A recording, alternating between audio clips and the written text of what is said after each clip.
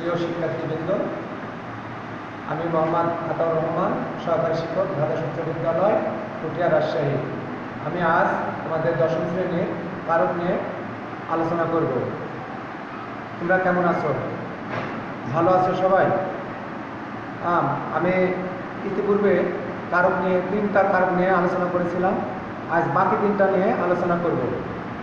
পূর্বে একটু আলোচনা করছি যে কারক কাকে বলে, অর্থাৎ ক্রিয়াপদের সাথে অন্যান্য পদের যে সম্পর্ক থাকে তাকেই কারক বলে। ক্রিয়াপদের সাথে নামপদের যে সম্পর্ক থাকে তাকে কারক বলে। আমি এই কারকের সংজ্ঞা দিলাম, তোমরা লিখে নাও। আমি বাকি 3টা কারক নিয়ে আলোচনা করছি। দেখো, তোমরা ব্ল্যাকবোর্ডে একটু দেখো।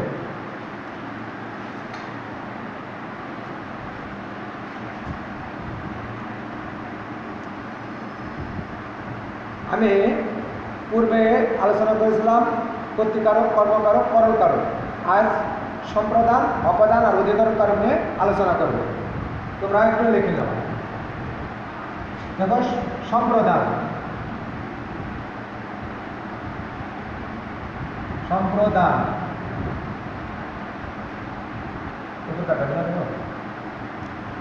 সম্প্রদান। তাহলে সম্প্রদান কারক কাকে বলে?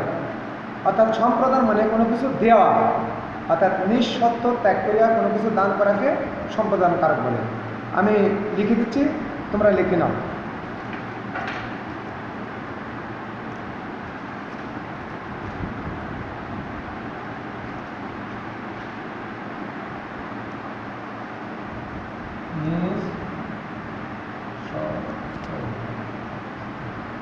নিঃশর্ত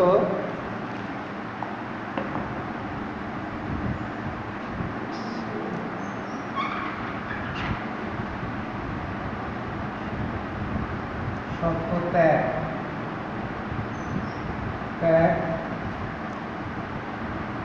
করে কোনো কিছু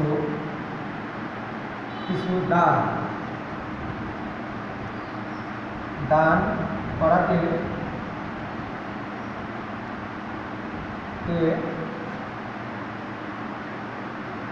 সম্প্রদান কারক বলে। তোমরা লিখে নাও।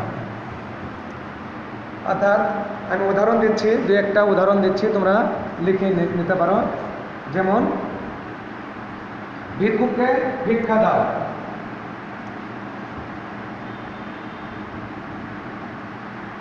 ভিক্ষুককে ভিক্ষা দাও। এখানে ভিক্ষুককে, যদি আমরা ভিক্ষুককে কোনো টাকা পয়সা দিই, তাহলে এই ভিক্ষুককে আমরা যে জিনিসটা দান করি সেটা আমরা কোনোদিন আর আশা করি না যে তার বিনিময়ে আমরা কিছু পাব। কারণ আমরা ভিক্ষুককে নিঃশর্ত ত্যাগ করেই ভিক্ষা দান করি, কারণ তার বিনিময়ে কিছু ভিক্ষুক আমাদেরকে কিছুই দেয় না। আবার আরেকটা বলছি, দেখো এখানে গুরুজনে ভক্তি করো। আমরা মিলাচ্ছি, তোমরা ক্রিয়া করো।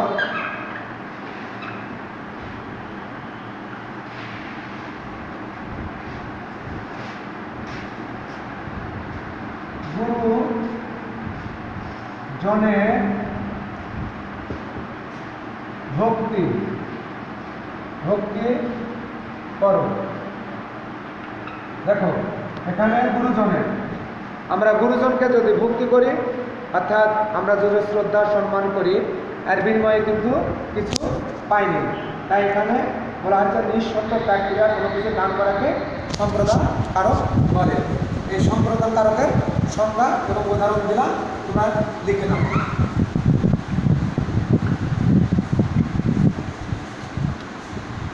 এখন আমি তোমাদের অবদান।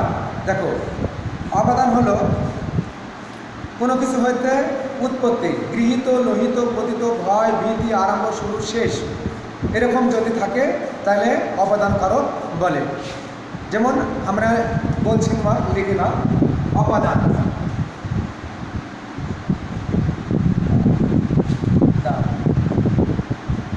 তাহলে কোনো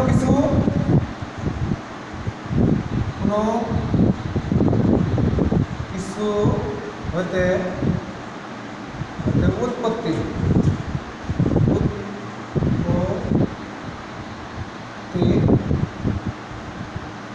ভয় ভয় আরম্ভ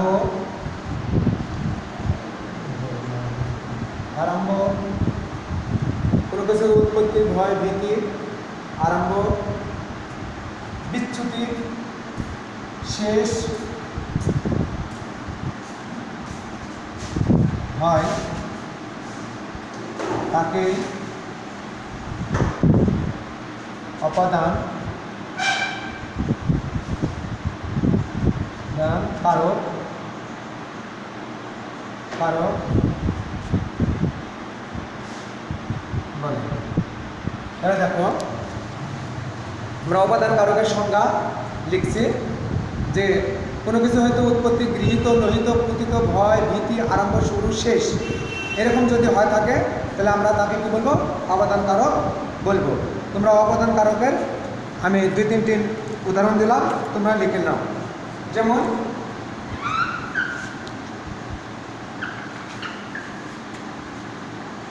এক নম্বর বিপদে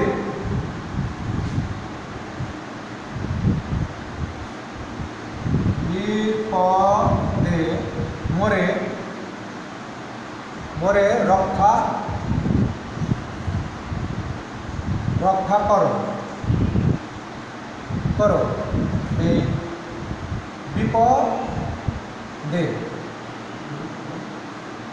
এখানে বিপদে দেখো আমরা সংখ্যাতে বলেছি যে ভয় ভীতি, এখানে বিপদ, এখানে আমরা কী করছে ভয় লাগছে, এই বিপদে মনে রক্ষা করো একটা।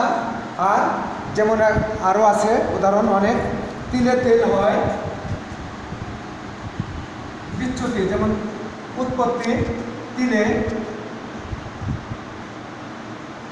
তিলে তেল তেল হয় দেখো এখানে তিলে, তাহলে আমরা এখানে বলছে বিপদে, এখানে তেলে উৎপত্তি হচ্ছে, তাই আমরা সংজ্ঞাতে বলেছি যে যদি কোনো কিছু উৎপত্তি গৃহীত লোহিত পতিত ভয় ভীতি এরকম হয় যদি হয় থাকে তাহলে অপাদান কারক। আমরা সংজ্ঞা নির্ণয় করার আগে আর কারক নির্ণয় করার আগে সংজ্ঞার দিকে একটু লক্ষ্য রাখবো, তাহলে আমরা সংজ্ঞা যদি আমরা বলতে পারি তাহলে কারক নির্ণয় করতে পারবো। তাহলে এটা আমি মিলা দিলাম, আমরা লিখলাম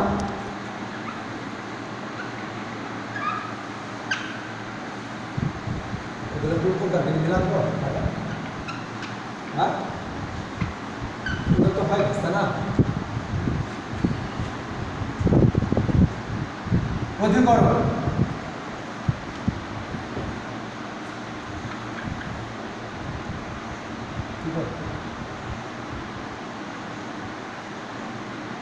অধিকরণ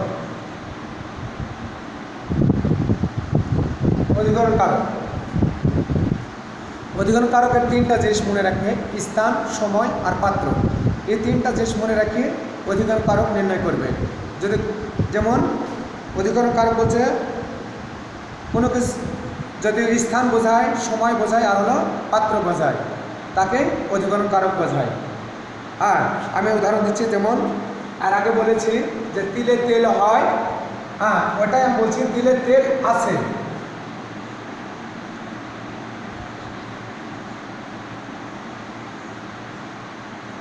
তিলে তেল আছে। আর আগে কিন্তু এটা আমি উদাহরণ দিচ্ছি যে তিলে তেল হয় ওখানে উৎপত্তি হচ্ছে আর এখানে মধ্যে আছে, তাই এটি হলো অধিকরণ কারক। হ্যাঁ ক্রিয়ার আধারকে অধিকরণ কারক বলে। হ্যাঁ আর 3টা জিনিস মনে রাখতে হবে যে স্থান সময় পাত্র। যেমন স্থানের কথা বলছি, যেমন হলো বনে বাঘ আছে,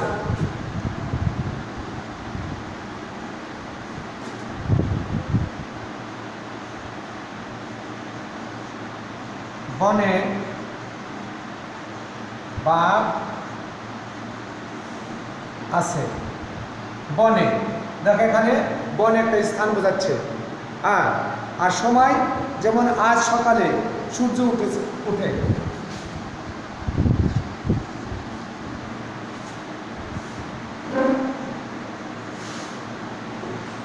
আজ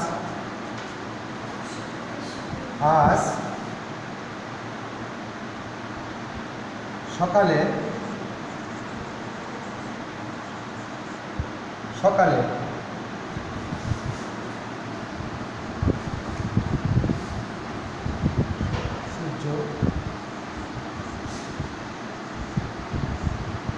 সূর্য উঠেছে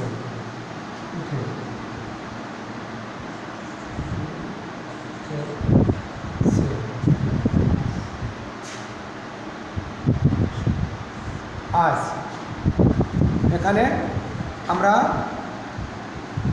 আজ যেমন এটা সময় বোঝাচ্ছে, তাই এটি হলো অভিভাবক কারকে।